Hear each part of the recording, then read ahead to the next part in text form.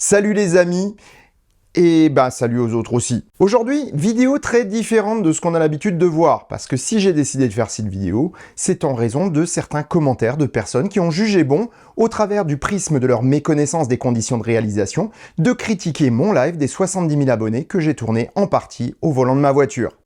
Cette vidéo est non seulement une réponse à ces critiques, mais surtout une démonstration de l'autopilote et de ses capacités. Comme les critiques de ce système ont été bien trop souvent faites par des personnes qui ne l'ont pas vu fonctionner en situation réelle, il est temps d'en faire une petite démonstration dans cette vidéo.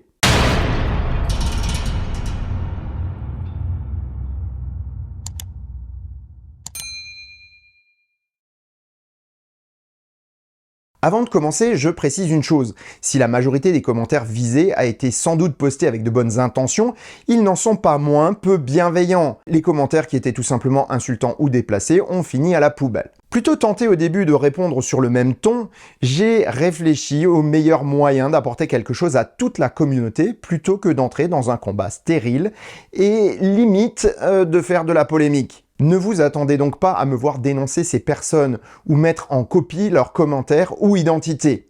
Merci également, si vous savez qui elles sont, de ne pas les embêter. À leur corps défendant, elles ont contribué à faire avancer les connaissances de tous et motiver la création de cette vidéo. Comme quoi, les commentaires négatifs peuvent avoir du bon. Parfois. Même si on préfère quand ils sont plus bienveillants et nuancés. C'est d'autant plus vrai que j'ai fait une erreur dans ce live et que finalement, les commentaires, même s'ils étaient orientés d'une manière différente, avaient raison sur un point. Mais ça, vous le saurez si vous regardez jusqu'à la fin de cette vidéo. Bien, ceci étant dit, il est temps de poser le contexte de cette vidéo car j'espère qu'elle sera utile pendant de nombreuses années. Montrer comment fonctionne l'autopilote à ceux qui n'en ont pas et leur démontrer ses capacités tout en mettant l'accent sur ses limites, eh bien, j'estime que c'est important pour l'éducation des conducteurs. Donc, le 17 juin dernier, j'ai fait un live que je voulais plus vivant et créatif que les derniers. J'ai donc monté un setup de live dans ma voiture.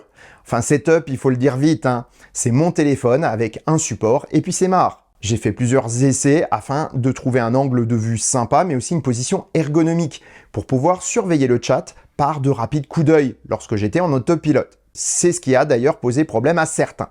Donc, soyons clairs, précis sur cette première partie. Lorsque je vous ai parlé, je l'ai fait en restant attentif à mon environnement et en surveillant l'autopilote, puisqu'il était engagé. Lorsqu'il n'était pas engagé, eh bien, je faisais attention à ma conduite et pas au chat. Le bruit que vous venez d'entendre, c'est que l'autopilote vient de s'enclencher. Je viens de lâcher les mains du volant, je sais je devrais pas, mais pour les besoins de la démonstration, il faut que je le fasse. Voilà, donc la voiture, vous le voyez, prend une trajectoire parfaite, reste bien entre ses bandes, me demande régulièrement d'avoir une interaction avec le volant pour bien montrer que je suis attentif. Alors qu'est-ce qui se passe quand j'arrive sur un véhicule? Eh bien, la voiture ralentit. J'ai toujours l'autopilote à 110 km/h, mais je suis plus qu'à 82 parce que j'ai un poids lourd devant moi. Et la voiture continue à gérer complètement le fonctionnement de la conduite. Elle garde sa distance de sécurité, je veux déboîter, je quitte avec le volant et la voiture va avoir contrôlé que la voie est libre, elle va réaccélérer et c'est elle qui va gérer le dépassement jusqu'à ce qu'on ait réussi à passer. Et si maintenant je mets le clignotant pour me rabattre, elle va me dire oui c'est bon ou non c'est pas bon. Mais si je suis trop proche ou s'il y a une voiture, il y a quelque chose que j'ai pas vu, eh bien elle me dira non, elle me mettra un affichage rouge au tableau de bord. Voilà, là elle voit encore une fois, il y a des feux clignotants devant, elle vous signale, attention, il y a un truc pas normal. Donc c'est vraiment très performant. Si maintenant je ne fais rien, vous avez donc une alerte en bas du tableau de bord, un truc qui clignote en haut, et puis après elle commence à gueuler, et puis après elle va carrément vous pénaliser. Alors voilà, vous voyez ce qui se passe? Alors j'enlève l'autopilote et là je viens de perdre complètement la capacité à mettre l'autopilote. La voiture m'a puni de ne pas avoir été attentif. Donc vous imaginez bien que dans le cas d'un live, si vous n'êtes pas attentif, si vous ne faites rien, si vous êtes, on va dire, allez, l'esprit ailleurs, et ben la voiture vous le signalera très vite. Et non seulement elle va vous le signaler, mais en plus elle va vous pénaliser, elle va vous dire il n'y a plus d'autopilote. Donc là, ce que je vais faire, de manière tout à fait sécurisée, je vais me mettre sur le bas-côté pour permettre de réenclencher l'autopilote. Je vais me mettre en mode parking. Voilà. Je vais sortir de la voiture.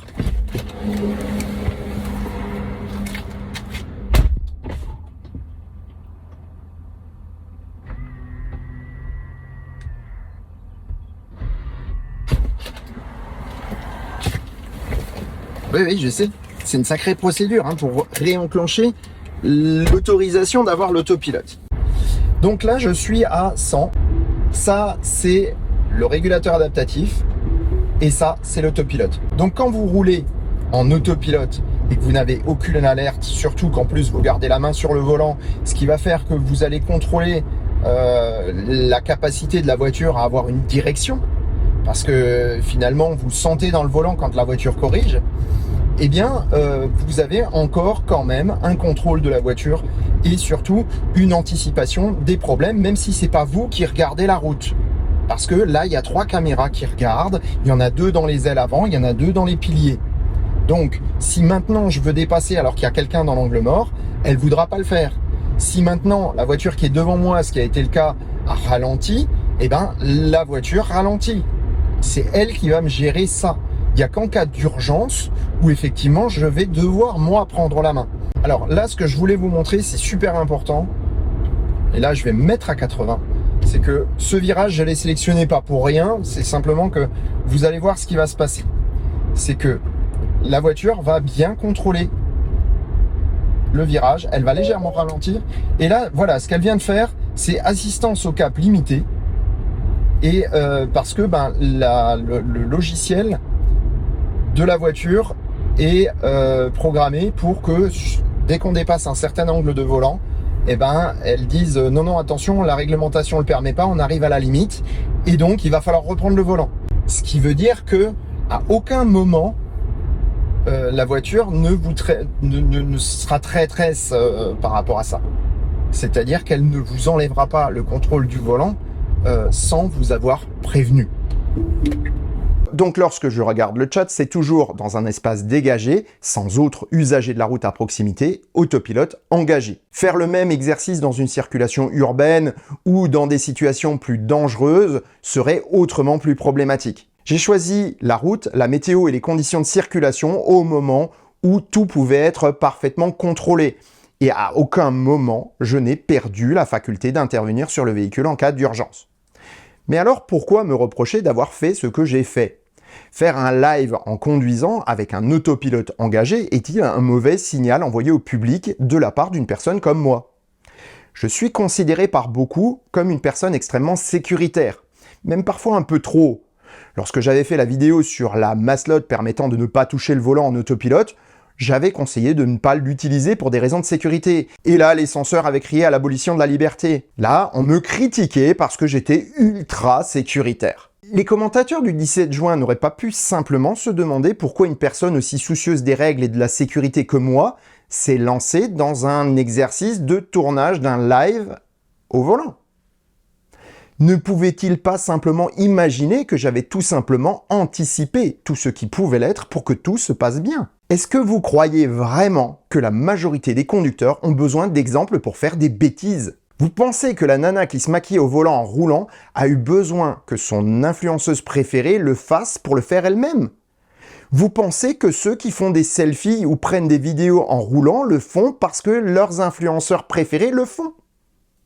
Grand sacrilège! J'ai détourné les yeux quelques secondes de la route pour lire des commentaires sur un chat. Mesdames et messieurs les censeurs, je suppose alors que vous êtes irréprochables sur le point de l'attention et de la sécurité. Vous êtes donc de bons conducteurs qui s'opposent à tous ceux qui roulent mal. Mais il y en a qui roulent bien, et d'ailleurs, qui n'a jamais été témoin de la longue file de voitures de conducteurs myopes qui enlèvent leurs lunettes de soleil pour remettre leur verre clair sur la bande d'arrêt d'urgence juste avant les tunnels ? Tout le monde connaît le nombre important de personnes qui vont se garer, même quelques secondes, sur les aires d'autoroute, le temps de changer de playlist, de cassette ou de CD pour les plus anciens comme moi. mais aussi pour se gratter parce qu'on a une démangeaison à la jambe qui les embête. On voit aussi tous les jours les conducteurs prudents qui contrôlent bien sagement leur itinéraire et leur heure d'arrivée sur le GPS, mais uniquement lorsqu'ils sont à l'arrêt, bien à l'abri sur un parking ou sur un stationnement hors de la circulation. Même les utilisateurs de Waze et Coyote, c'est bien connu, sont soucieux de la sécurité des autres, puisqu'ils partagent des informations qui engagent la sécurité. Et on sait très bien qu'ils s'arrêtent pour signaler les radars au lieu de farfouiller sur les menus en roulant, c'est bien connu. Et puis, il faut bien dire que le téléphone au volant réduit l'attention du conducteur, mais aussi le petit qui pleure derrière, ou qui nous fait une colère, qu'on va devoir engueuler. Une dispute avec son conjoint ou simplement les soucis de la vie qui nous font perdre conscience de la réalité pendant un instant alors que nous passons sur une route que nous arpentons au quotidien, eh bien ça arrive aussi. Nous nous demandons alors où sont passées les 2, 3, 5 minutes d'absence sur ce trajet que nous faisons tous les jours et comment nous avons pu conduire sans être attentifs. L'esprit en roue libre, la voiture en mode automatique mais sans autopilote. Oui, mes amis senseurs, c'est ça la vraie vie sur la route. Combien de secondes d'attention avez-vous déjà perdu dans de telles situations, même si vous êtes le plus prudent du monde ? Alors maintenant, imaginez que vous pouvez détourner votre attention quelques secondes de votre conduite grâce à un système qui prend le relais pour votre sécurité. Imaginez que ce même système vous rappelle même à l'ordre lorsque vous vous dissipez trop ou que votre attention n'est pas optimale. Avec un tel système, détourner son attention quelques secondes pour regarder un commentaire ou simplement changer de playlist ne représente plus du tout le même risque. Faire un live ou se filmer dans des conditions maîtrisées représente alors un risque bien moindre que toutes les actions que je vous ai décrites il y a quelques instants sans autopilote. Si je prends votre logique, je devrais condamner les personnes qui conduisent sans autopilote et leur imposer alors des conditions strictes de conduite qu'ils ne pourraient pas contourner. Les radios et le Bluetooth devraient être interdits dans les voitures, le GPS devrait avoir uniquement une fonction de guidage sur la planche d'instruments et n'être fonctionnel qu'à l'arrêt pour programmer sa destination ou regarder son itinéraire. L'attention du conducteur devrait être totale et toute distraction devrait être bannie grâce à un système qui vous collerait une amende automatique via une caméra à bord. Et là, on entre dans le monde de 1984, pour ceux qui connaissent le roman. Vendredi sur la route, en me rendant à Remove, j'ai vu un pont tagué sur lequel il était écrit « Pour votre sécurité, vous n'aurez plus de liberté ». Ah mince, je roulais. J'ai lu un texte alors que je roulais. Sacrilège! Ah non, c'est pas sur un téléphone, c'est vrai. Blague à part, si cette affirmation est vraie, retournez les termes, l'est tout aussi. Pour votre liberté, vous n'aurez plus de sécurité. C'est l'équilibre entre liberté et sécurité qui est la clé d'une bonne réponse, et non la prédominance de l'une ou l'autre. Parfois, on peut même avoir les deux. Avec l'autopilote, c'est exactement ce qu'il se passe. Les comportements dangereux sont légion, et il existe encore une infinité de situations auxquelles je n'ai pas pensé dans mes exemples de tout à l'heure. Pour augmenter la sécurité, l'État a préféré réprimer plutôt qu'informer, ou même simplement éduquer correctement les conducteurs. Au nom de la liberté et faisant fi de la sécurité, le législateur autorise GPS, radio, système Bluetooth et autres applications communautaires. Et très franchement, je préfère comme ça, malgré le mauvais usage que certains font de ces systèmes. De manière très étonnante, les systèmes d'assistance à la conduite sont décriés, stigmatisés et limités dans leurs usages afin de préserver l'attractivité des constructeurs qui n'en disposent pas et qui ont une grosse influence sur les décisions législatives. Économie contre sécurité, voilà un autre duo bien glauque des arcanes du pouvoir politique. Mais bon, oui, je vais continuer à faire des vidéos en roulant, ainsi que des lives. Oui, je vais continuer à promouvoir l'usage de l'autopilote, qu'il soit de chez Tesla ou d'un autre, du moment qu'il est bien fait et qu'il est utilisé à bon escient. Je pense du coup qu'il est important de démontrer ses capacités. Il offre la liberté de faire ce qu'on fait déjà en voiture tout en ayant la sécurité d'un système sans âme, sans perte d'attention et sans nos faiblesses humaines. S'il ne conduit pas totalement à notre place, la symbiose entre l'homme et la machine offre une sécurité mais aussi une liberté jamais égalée dans l'histoire de l'automobile. Selon les statistiques américaines, les Tesla équipés de l'autopilote ont 40% d'accidents en moins par rapport à d'autres qui ne sont pas équipés du même système, même lorsque le conducteur ne l'utilise pas activement. Cela veut dire que les fonctions de sécurité automatique sont plus efficaces qu'une conduite manuelle, d'ores et déjà. Avec l'autopilote engagé, le chiffre est de 80% d'accidents en moins. Mais alors, pourquoi l'État ne l'impose pas, tout simplement? Eh bien, à cause de nous tous, les humains. Notre ingéniosité n'a pas de limite lorsqu'il s'agit de faire des âneries. Se lever en roulant, faire des galipettes en conduisant et autres comportements déplacés vont forcément accompagner l'arrivée de systèmes autopilotes. Tant qu'ils ne sont pas totalement autonomes, les autorités imposeront des limites qui vont à l'encontre de la sécurité et de la liberté. Et vous savez pourquoi ils ne sont pas encore autonomes, ces systèmes? Eh bien à cause de vous, à cause de moi et de tous les conducteurs humains. Gérer l'environnement, la météo ou les conditions de circulation n'est pas un problème pour ces systèmes aujourd'hui. Ce sont les réactions humaines des autres conducteurs qui les rendent perfectibles. L'autopilote prend de meilleures trajectoires que l'être humain, garde toujours la bonne distance de sécurité, regarde toujours dans l'angle mort, n'oublie jamais rien. Les freinages fantômes tant décriés par certains sont bien souvent des freinages parfaitement justifiés, mais qui effraient un conducteur alors qu'il n'est pas attentif. S'il existe encore des situations où effectivement le système se trompe, et l'humain est bien là justement pour répondre à ces moments-là, bien souvent, lorsque vous dépassez un camion et que le système pile par exemple, c'est bien que le camion est à cheval sur la ligne séparant votre voie de la sienne.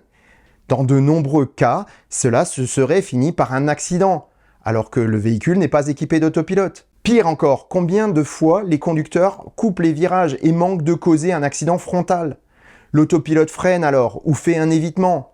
Le temps que le conducteur inactif réalise ce qu'il se passe, l'action est finie. Alors que sans l'autopilote, cela se serait terminé par un choc et peut-être même des morts.